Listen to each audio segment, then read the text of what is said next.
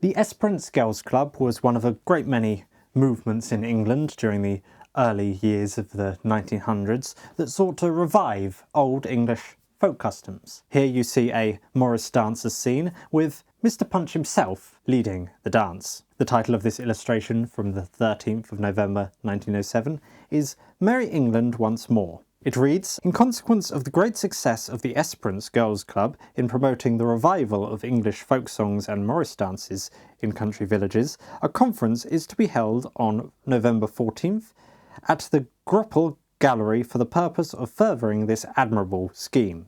See article on page 347. The article that it is referring to is on the page overleaf and reads as thus. Come, lasses and lads, among many movements that have for their excellent object a return to the land and the cultivation of old simplicities, none wears a more inviting mien than that which originated with the Espérance Club for Working Girls some 2 or 3 years ago, and has, by this time, attained to such a stature that a public conference is to be held at the Grapple Gallery on November 14th to consider the steps by which it might be, if not exactly nationalised, at any rate organised to the full. We refer to the revival of folk songs, games and Morris dances, which, under the direction of Miss Neal and Mr. H. C. McQuollin of the Espérance Club, and Mr. Cecil Sharp, the musician, has led several charming performances at the Queen's Hall, where such enthusiasm was enkindled that, through the generosity of certain of the audience, in many villages of England at this moment teachers